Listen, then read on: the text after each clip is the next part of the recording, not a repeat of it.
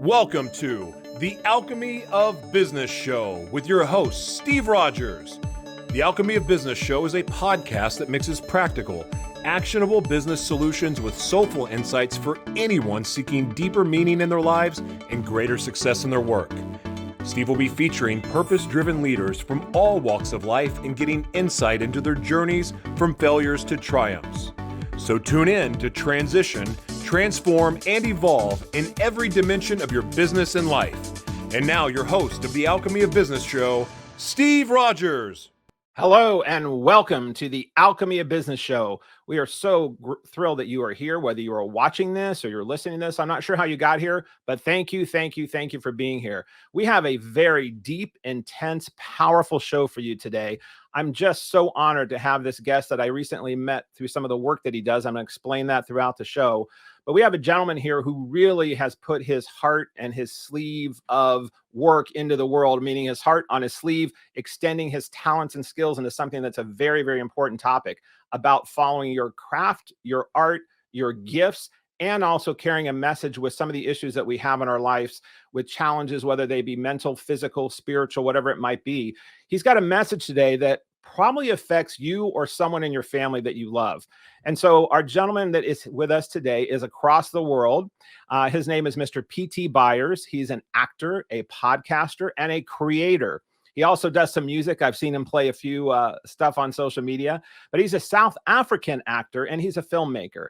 He's been in many, many local TV shows there and soapies, as they call them. And he's made his debut role in Dr. Dion Visser, which is KickNet, is their major network there. And he's been in a show called Beinelanders. I think he's going to correct me on that because some of these words I will be getting wrong, audience, because I have not gotten all these dialects or words down yet. But in 2016, he also made his film acting debut in Seaton Smith's romantic comedy and film, which was in English, She Sounds Like Spring. I'm going to have him give me the Afrikaan wording of that. But he was a mechanic working in a car dealership in Johannesburg, and Linda, his love interest, a beautiful and brainy redhead, was his co-actress there.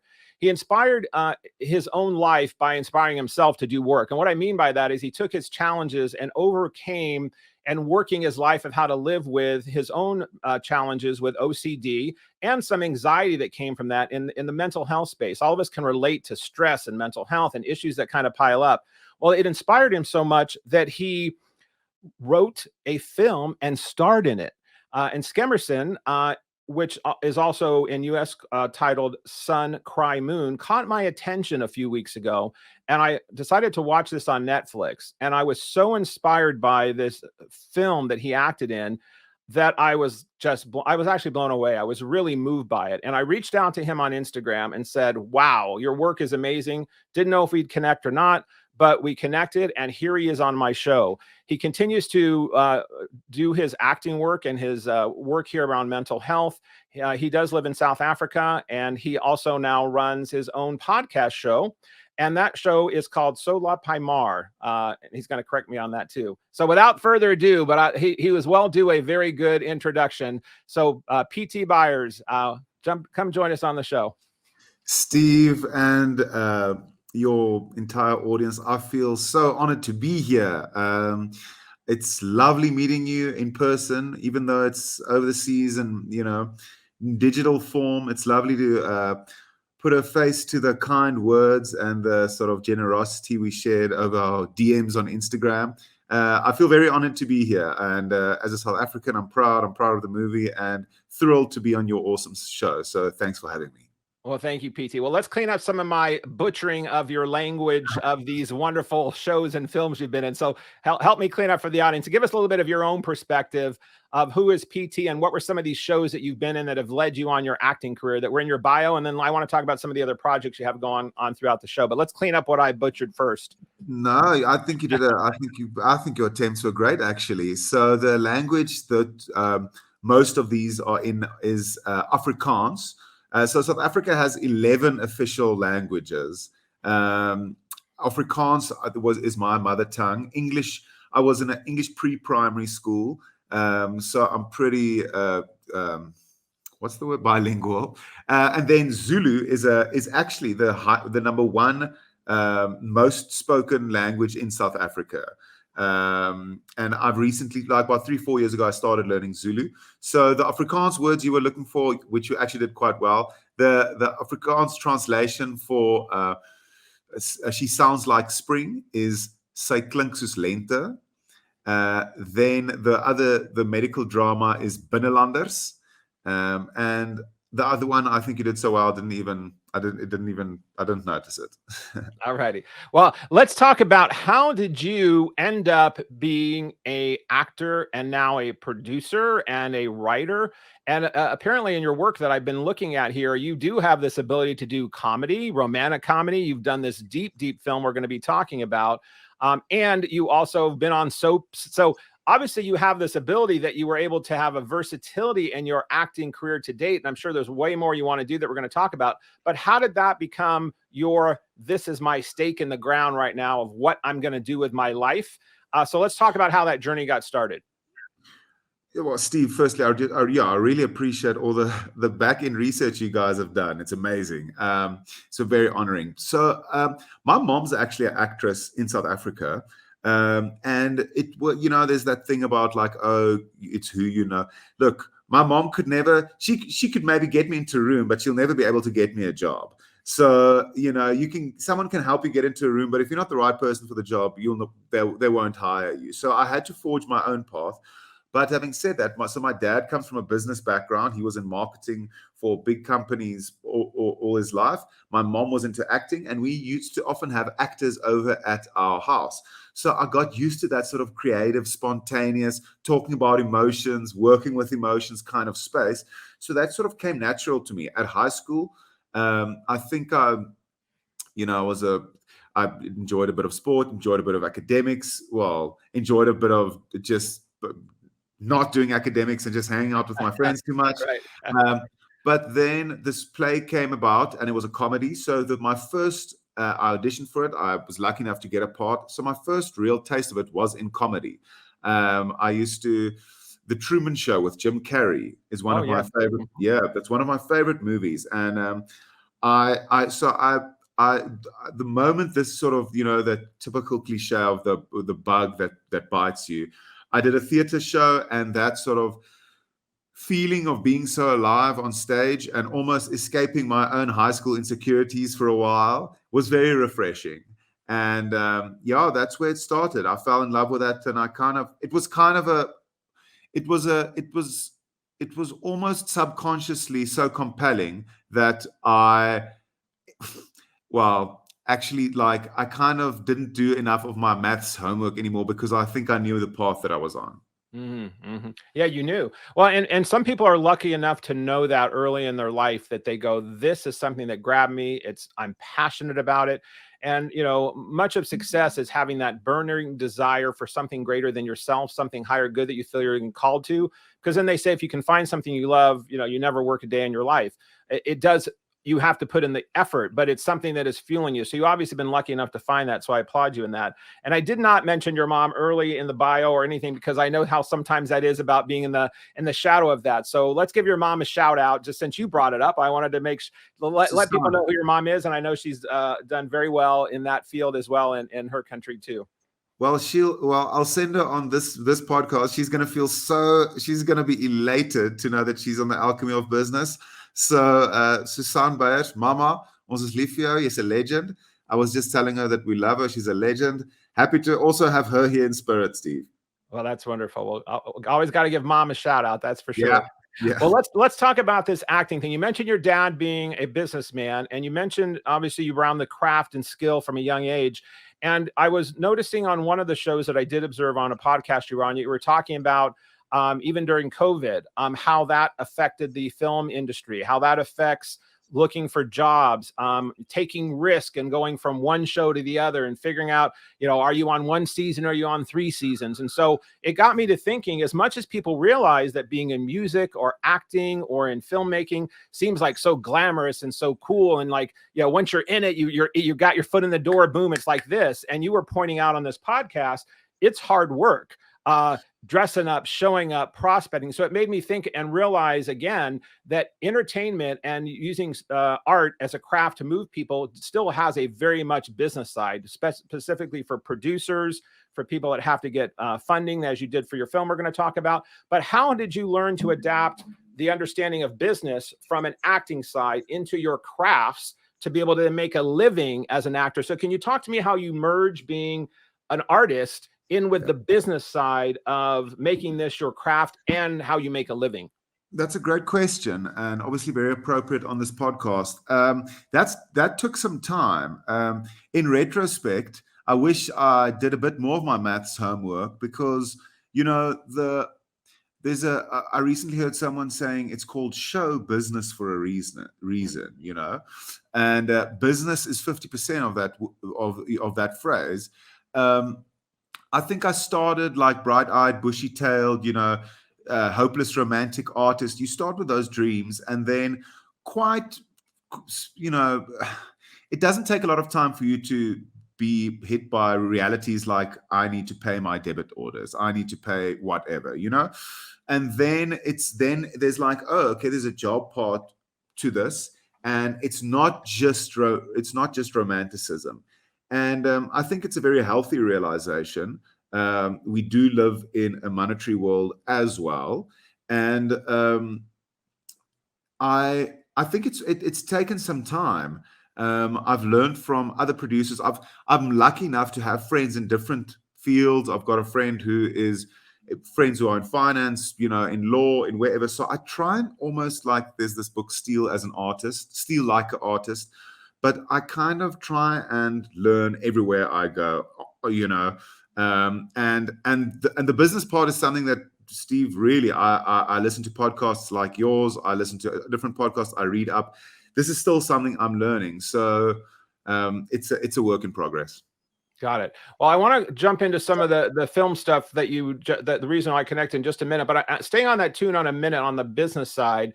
So the glamour side, or the passion project of the art, and then the business side, it's a process. And I think whether you're an entrepreneur starting out in business or you're working as an employee in a company, there's always this, you know, this glamour of the new job, the new exciting, shiny thing. And then when we're in it, the reality of the world strikes in, and then we have to realize it becomes routine to a degree, and it has to have processes to it. And you've continued to do that.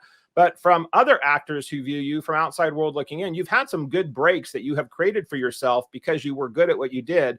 So you've had some, you know, TV shows, you now have a movie, you've had comedy stuff. So what were, if we could take the highs and lows for a minute of the career itself, when you think about, I've made it, like, was there a day you were walking on a red carpet, and then a day that you were so low, I want the other side, that you were like, why am I in this business? I'm going to go become sell shells on the beach, you know, whatever. So give me a high and a low of your career right now, and we're going to jump into some stuff after that. Steve, there's been glorious highs and even more disastrous lows, and I'll give you them. I'll give you the highlights package. So I think it's something that I'd just like to mention to you and the listeners as well, just as an aside, which is interesting. Well, it's obviously goes with the territory, is Hollywood and the States movie business is massive. You know, it's huge. I've been watching American movies since I can remember. So South Africa is a small industry, but within South Africa, there's obviously a market. So being an actor in South Africa, the business side, we're not talking billions of dollar budgets or millions of dollar budgets even. So you've got to be smart. You've got to learn the business side pretty smart to make ends meet. But the first high was probably the show you mentioned earlier, Binnelanders, which is like a medical drama.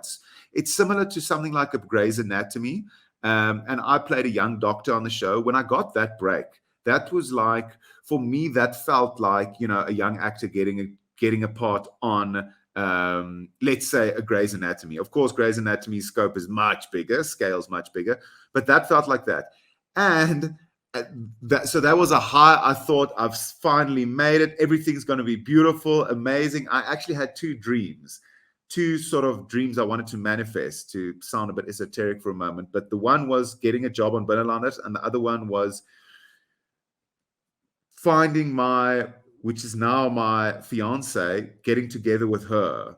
She was like this person on my horizon that I just adored. And I was enamored by her. And then a year later, my contract finished, which took me by surprise at Binnenlanders. They kind of had me on the list of people that they going to renew.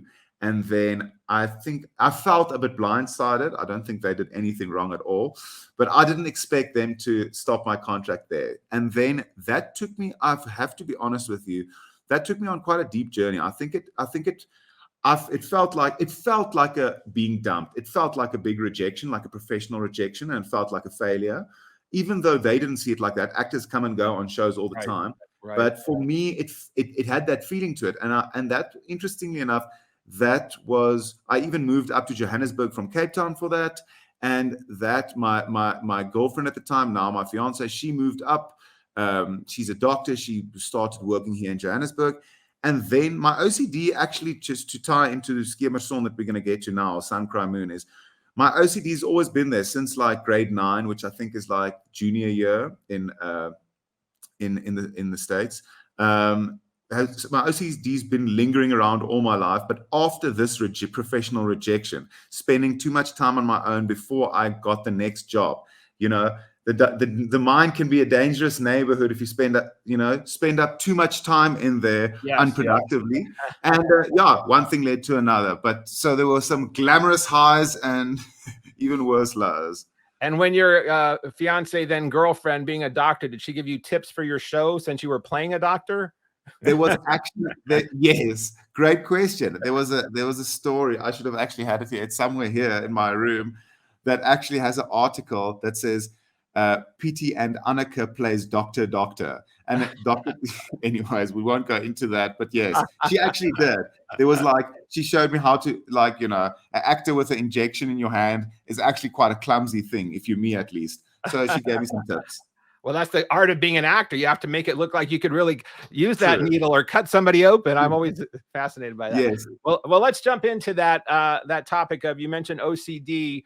And you were mentioning this. I noticed also in some of your interviews you talked about being in high school and feeling kind of awkward at times and like trying to be the cool kid and trying to fit in, and what was your image you were trying to put out. And I think all of us, if we can remember back when we were in high school, or even in today's world and society, when you dress up and show up and go into the workplace, or you're going into the world to try and be who you are, we all, to a degree, as human beings, have some type of our own acting that we do to survive or live in the world. And all people have some kind of mask that they put on through the world that eventually, hopefully, they can start stripping those away and just be more and more and more of who they really are.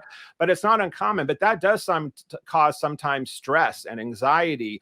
And sometimes people do have even more depths of chemical different imbalances in the brain, whether it's the electric way the brain works, or issues with that. So when did you first know that for you as a teenager or a young man, that something just didn't feel right, that maybe other people weren't experiencing, or you didn't think they were experiencing? How early on was that?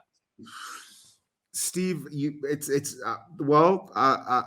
don't want to overshare, but I believe this is a safe space, and I think vulnerability is welcome here, and that's the kind of thing that makes people feel comforted. So yeah, please. Great. I'll be very honest. I had this weird, I remember, I'm talking first 7 years of my life, obsessing about the idea of that we have to die or someday. And, I think this is a typical fear that we all are confronted with at some stage of our lives. But I obsessed about it.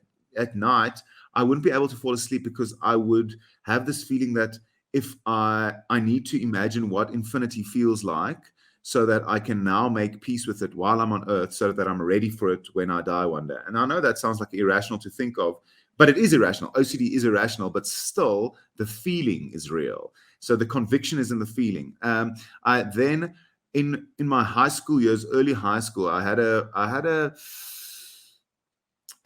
intimate experience with a girl.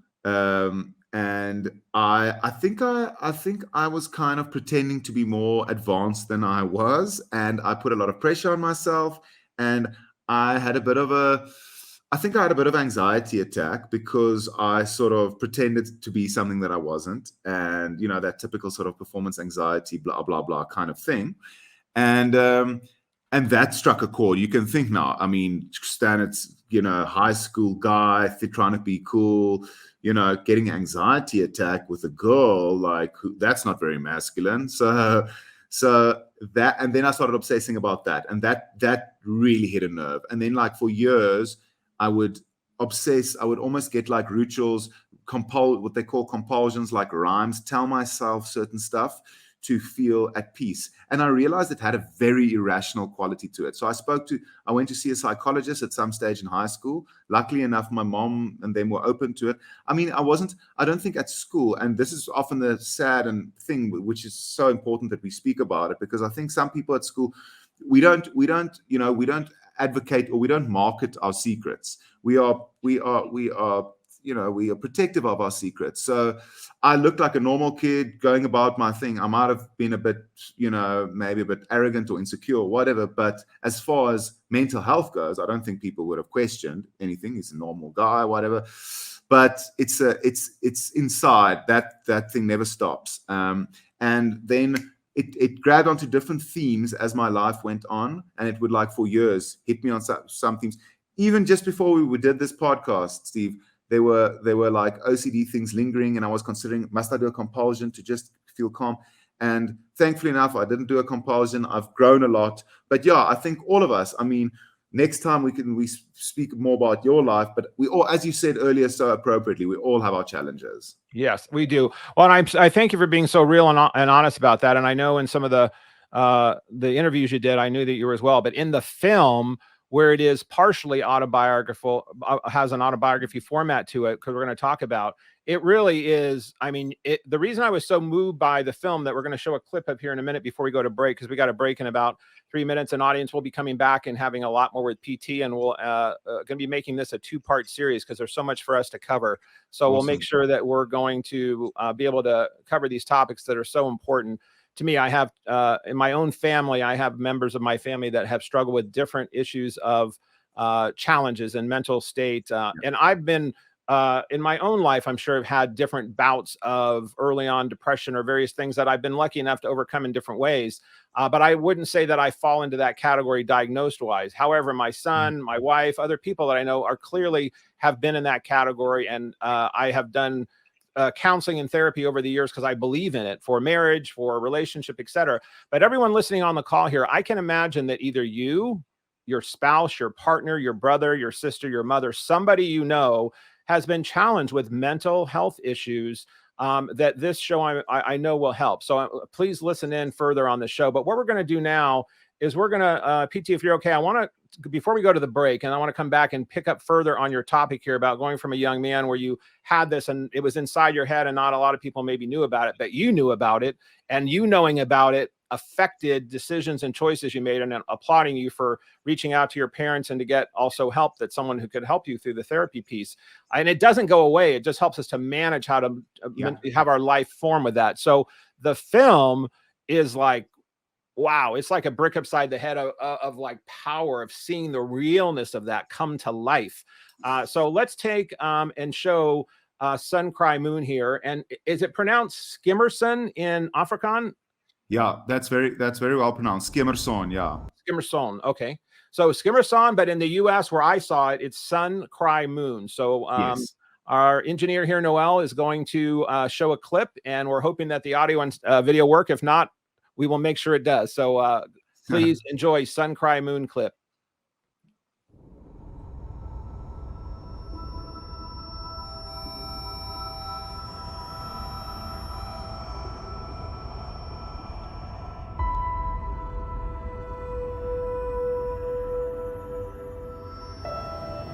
Hallo Boeta.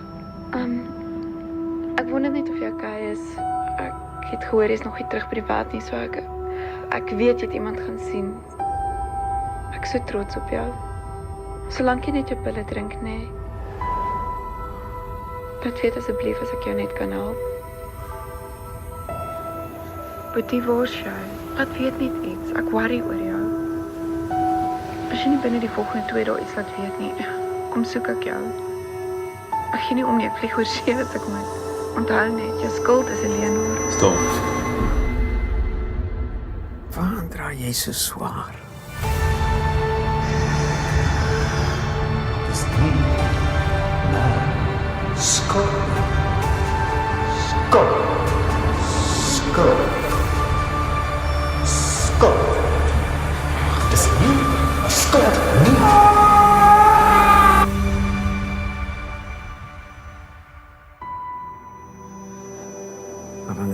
gees kom,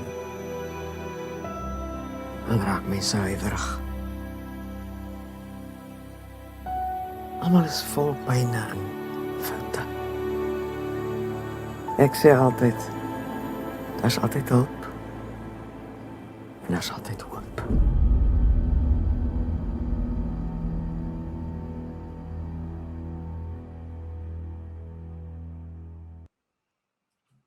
Skemerson, Sun, Cry, Moon. I got goosebumps again watching just that small clip. And for those of you that weren't able to see some of these words, we're hoping by now we have put those back in with over subtitles that you can hear and read, because that was an Afrikaan. But the power of the music and the visuals that we were seeing here were just intense. So, Pietie, can you give us a little description here of if we were doing an elevator pitch on the subtitles of what this film is about from your perspective in, you know, the short version, and then we're going to dig into the film. So if someone didn't get a chance to fully see this clip right here, tell us about Sun, Cry, Moon and what the narrative is of it. So this is it's inspired by true events, and it's a man in a dark place while battling OCD, but it can really be any form of mental health issues, who decides to take his own life. And on his way to the bridge, he meets the love of his life. So you kind of, he's on his way. He's in a very bad place, in a dark place, with a certain plan, and then a light, or figuratively speaking, is introduced to his life. And the subtitle, the tagline is, "It's okay not to be okay." 5 years ago, 6 years ago, we thought of this, and subsequently, I'm happy to see, this is a kind of line that has been used in different places. And I think that's the moral of the story, is that we often feel like weird, freakish, odd individuals in our own minds, but we all feel like that. Yes, absolutely. Well, we're going to come back and talk more about Sun, Cry, Moon. We're going to talk about mental challenges and health issues that we all have in our life. And we're going to talk about it's okay to not be okay. And that, to me, sometimes is one of the most important lessons of life that are expected as part of the formula for life and part of any good script. You do not have a good script of any movie you can think of that doesn't have a challenge that needs to be overcome.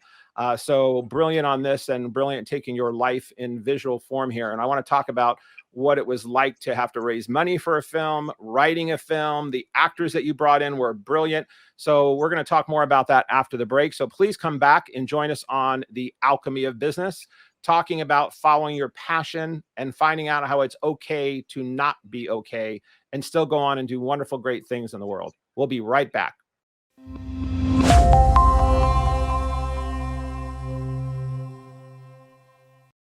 Hello, and welcome back to the Alchemy of Business Show. We have guests on continually that talk about finding ways to be more productive in your life and whatever you're doing. Also finding ways to be more abundant and creating more prosperity, but also ways to create wiser decisions. And the guest we have today, Mr. Pietie Beyers, is really very interesting, hitting all those check marks, because he's productive in his own craft of being an actor and a writer. And he's creating abundance in his life of not only finding a way to make a living doing what he loves, but also finding ways to make more abundant good causes in the world and wiser decisions. As we've been talking about before the break, he's finding ways in his own life to make wiser decisions about his craft, his mental health, his life.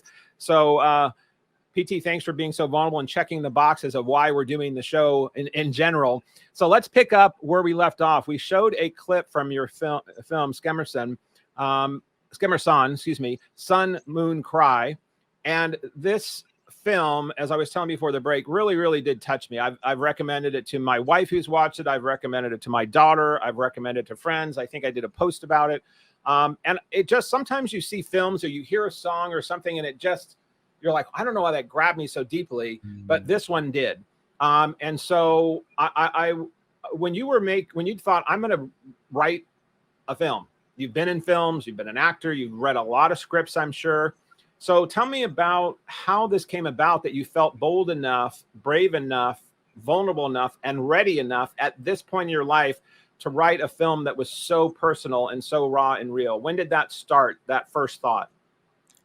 I appreciate that you use the word vulnerable, because that's the word that sort of propelled me into this journey as well. My own battle with OCD, specifically at this time. So I did my honors in creative writing, and my thesis was, well, I did it actually in drama, but I majored in creative writing, so to speak. So my thesis was in screenwriting.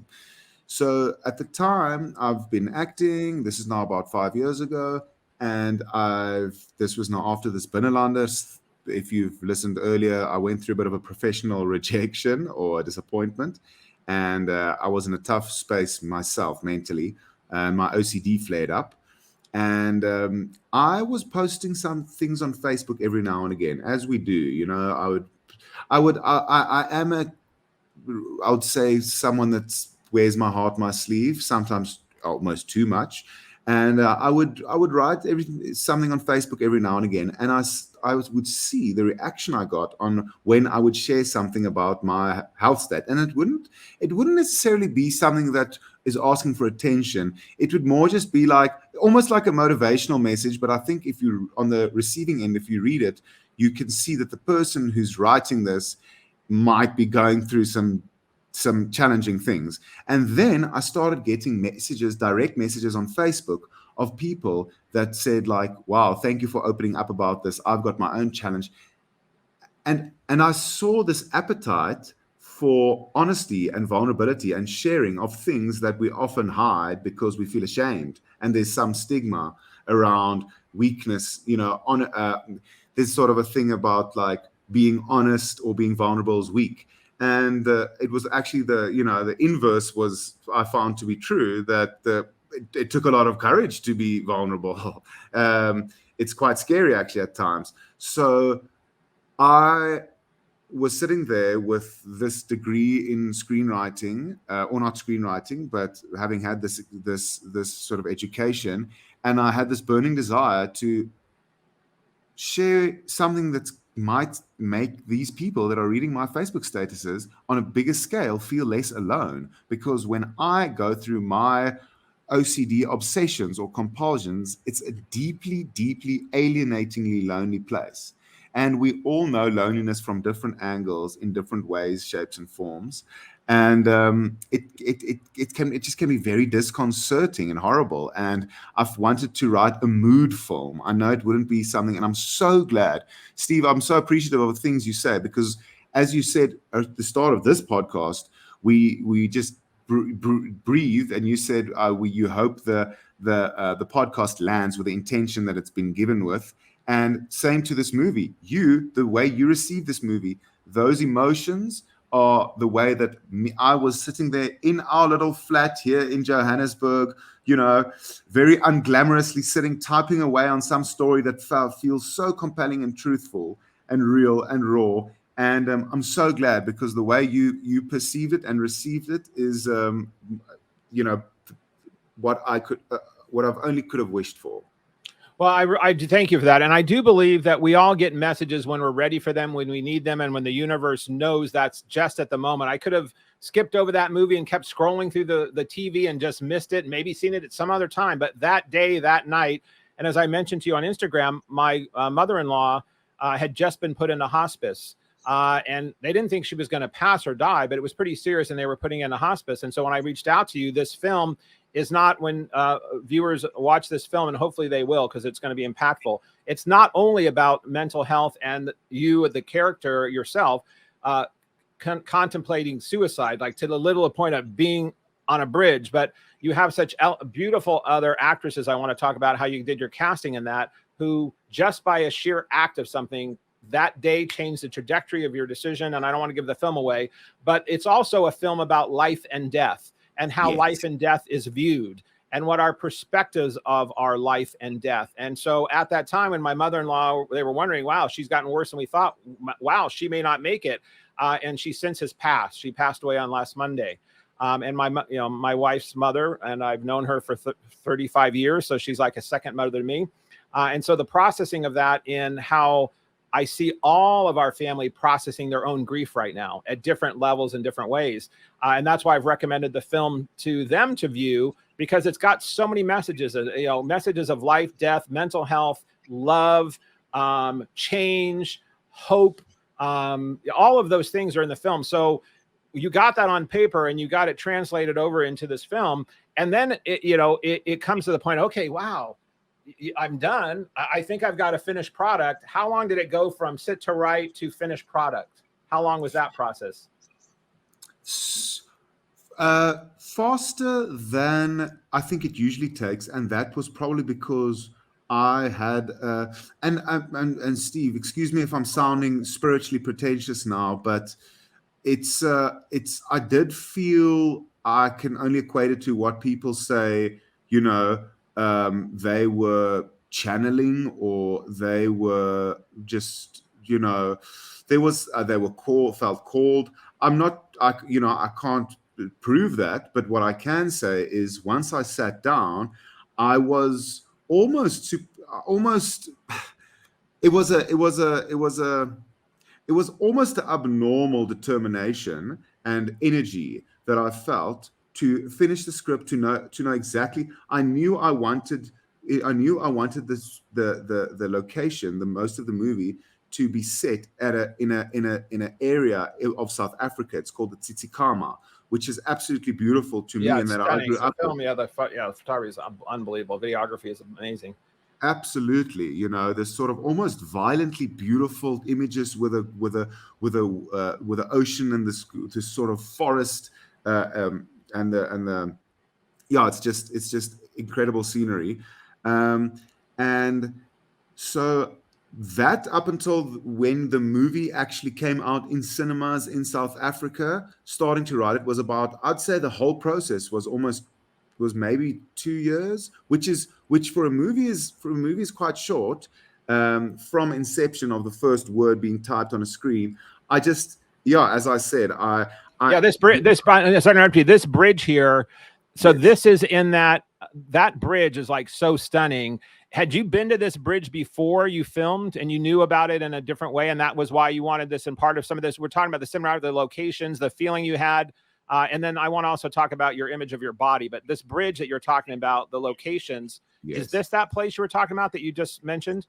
Absolutely. Okay. So this bridge is quite a famous bridge in South Africa, on the Tsitsikamma, its coast.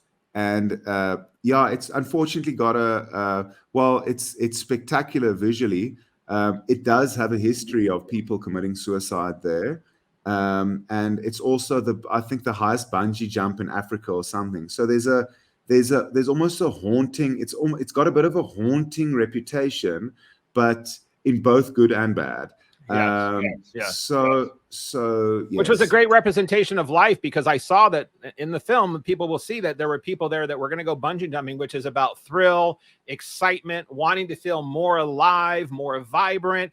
And then boom, the other option, the other side of the coin, as life is, or yin and yang, the higher, the lower, the black and white. The other side is that bridge can be used to also take your life versus have your life thrilled. So it's a very interesting image of what life choices are for us every day as human beings, going on or not going on. And then the starkness, as you said, about the coastline and the waves and the cliffs and the visual impact were powerful. So then you knew that you had this channeling, and don't be pretentious at all. The show is about business, spirituality, higher purpose. I even on some of my stuff call myself a spiritual business activist, because I'm a big believer in tapping into this channeling of higher energy, that's higher consciousness, smarter than ourselves in many ways, but we tap into it because we're part of that. And in the Tao, the Chinese have talked about for thousands of years, your chi energy, tapping into the flow of chi. So I think in channeling that, anytime people do something that they know, wow, it just came out of me, a song, a music, an artwork, creating a company, to me, that's having an aha moment or an Iggy moment, or it's like God's way of saying hello. When we step out of our own way and something comes through, God's saying, hello, here we are. And you're letting me, he or she is letting you through. So I think that came through on the film, and that's why probably it touched me. So then you get to the film, it's being made, and we're going to come back through the show, and we're going to actually be doing a 2-part series. So we're going to talk about the impact of the show, another segment, what the impact of people that were touched by this from mental health, depression issues, possibly suicidal issues, of how this has impacted people, because I know there are those. But I want to come back just for the moment on this segment and talk about, you channeled this thing, you knew how to write it because you'd been versed in this craft. You knew there had to be a beginning, middle, and end. There had to be an arc. There had to be characters. There had to be conflict. There had to be, hero and villain, if you would. And in a sense, you were your own hero and villain at the same time. Exactly. But the actresses in which you had in this were brilliant. So how did you converge? Because it's a very small cast, but a mighty one. So how did you then convince people to put themselves in a vulnerable way into this film? It's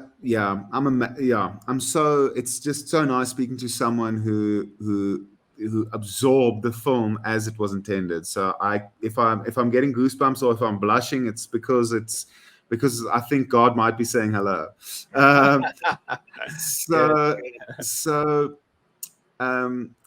I'm very sad to hear about, and my condolences to you and your family, Steve, with the hardships you guys have been through. Sadly enough, it's weird. Life and God and the universe or whatever you believe in works in mysterious ways. The lady who plays my mom, so it's my mom and then the other girl that I meet, not my mom, sorry, the girl's mom, in Skemerson or Sun Cry Moon. She sadly also 2 years after the movie came out, passed away due to cancer. Similarly. In the film, I did not know that. I did not know her work, but I did know her work. She has just that presence gravitas of an exuding soul of wisdom and grace. And I was like, I don't know where I've seen her before, but I feel like I know her, and what her lines and that, and the way she delivered them. I did not know she had passed. But how interesting that being one of her last films is the way she departed. That's a great leaving message of her writing in the sand, if you would, of some of her life work. So, wow. Absolutely. And remind me of her name again. It's Elize Cawood. Yeah, Elize Cawood. Many of you probably have seen her in something, because she's just got one of those character actresses, wise things that would play somebody from. She looks like she could be a college professor buttoned up to somebody's wonderful grandmother, or a wise lover from a senior couple that you watch the journey from the history of them together in a film kind of thing. You're 100% right. She's almost got like a Frances McDormand gravitas.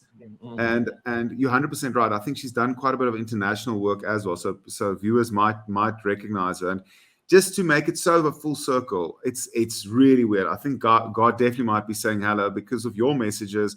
This, all the parallels, and also the girl who's the love interest. Get this. Now I'm gonna say something you might surprise even you with all your good research. She was a very good actress, like a brilliant actress. We actually went to school together in real life now, this actress and myself. She was a bit younger than I, but we went to school together, and she was like one of South Africa's or Afrikaans' one of the only, like, sort of, if I can say in our small industry, child stars, in parenthesis. So she did some work when she was young, but she was very dedicated to her academic work. Anyways, she ended up studying medicine, and she stopped acting. 10 years later, in real life, that is the girl that I was talking to you about earlier, who would be now my fiance. And oh, okay. I did not know that. I did not know that part. I was getting ready to say, guess what, Pietie? I did research that she was kind of in retirement of acting, and you kind of looped her back in. I did not know that she was now your love interest. You got me on that one. I did not know that. So the fact that she was my girlfriend in real life, it made the persuading to do one more acting part a bit easier. I see. She would be flying from, like, she would have a full night's call, 24 hours working in hospital. Then she would go to the airport or be driven to the airport. She'd fly through to where we'd be shooting. Then she'd show. It was a crazy schedule. But when I wrote it, it was one of those things, again, like, we use the word spiritual and purpose-driven, and something like, it was organic.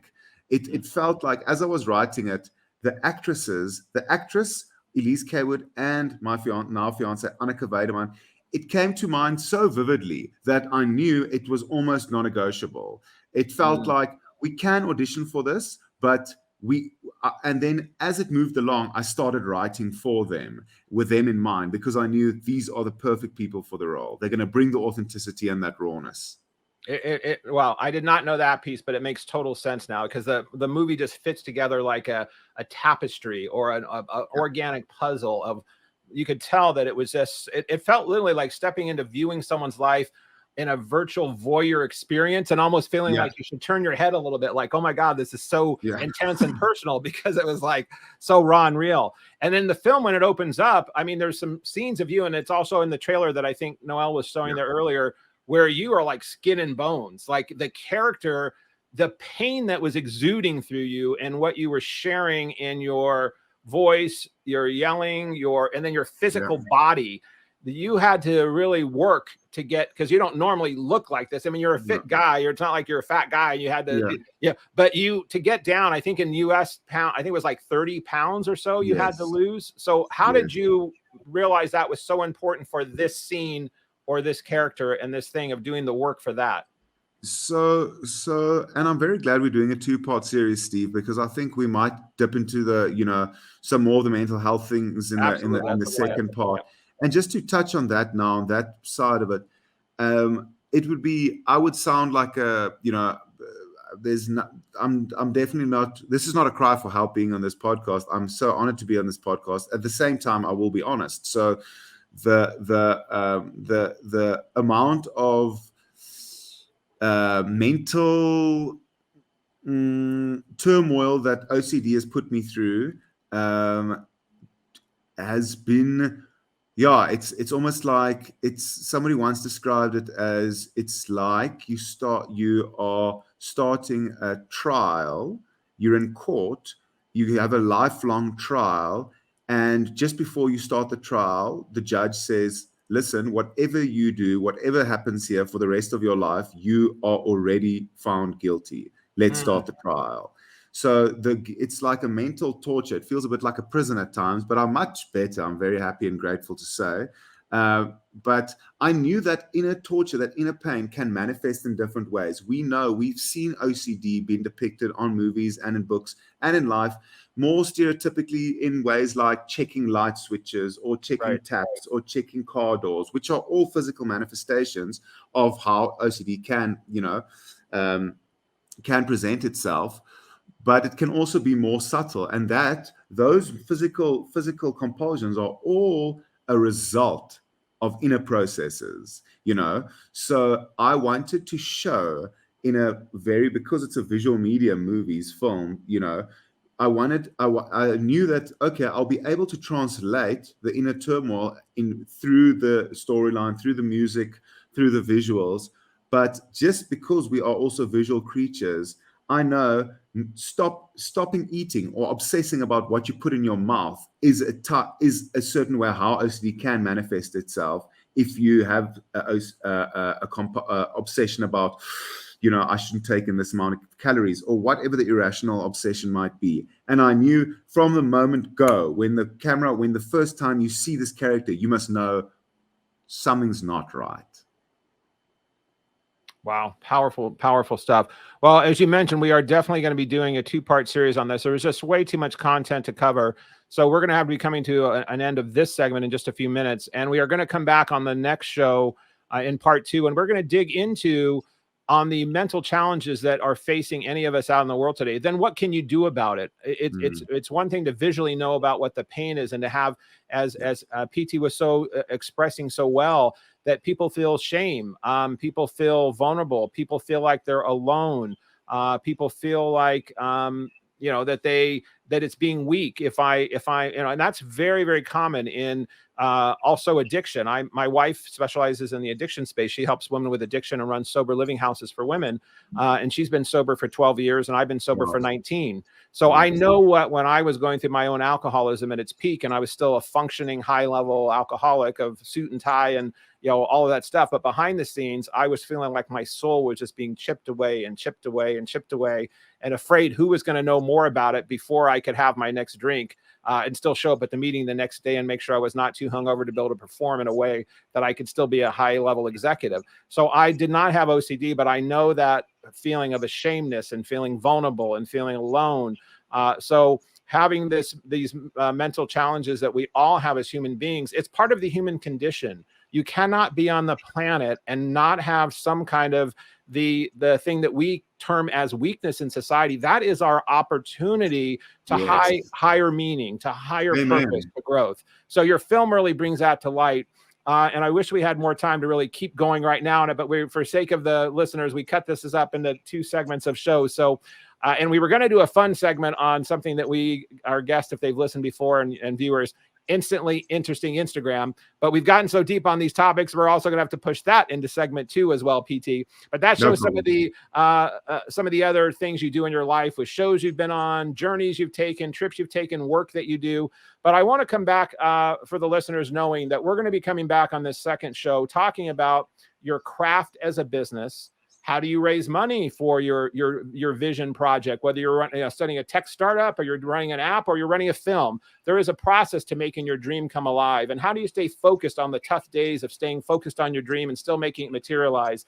And how do you take your own shame or pain and possibly turn that into a spotlight for greatness and for glory and for goodness for others? And I think that's what I know that's what you've done with this film. And I know that's why we've met. So PT, do you have any closing thoughts on this segment? We're going to be back on a round 2 very, very soon. So just any closing thoughts before we wrap this portion? No, I'd just like to say thank you so much, Steve. I think just to sort of rehash a cliche, there's that thing of turning your mess into your message. And that's something that's sort of stuck with me. And I hope with Suncry Moon, we've managed a bit of that. I'm just appreciative of this space, this platform you and your assistant Noel has provided me to engage and reach your audience is special to me. I feel honored here in South Africa, as a South African, to be able to connect with you so honestly. And I really look forward to part 2. I can't wait to see you all soon. Well, we are so glad you were here. And for those of you listening in and viewing in, thank you for being here. If you've been enjoying what we have been talking about on this or other shows, please subscribe and also leave a review. That helps get more word out to more people who might be able to take these great messages and do better in their own lives. So thank you again for being part of the Alchemy of Business. We will see you for the next round 2 with Pietie Beyers. Thank you very much. And that concludes this episode of The Alchemy of Business with your host, Steve Rodgers. If you found value in today's broadcast, please consider liking, subscribing, sharing with friends, and leaving a review. Thank you so much, and we'll see you next Thursday for another episode. Be blessed and see you soon.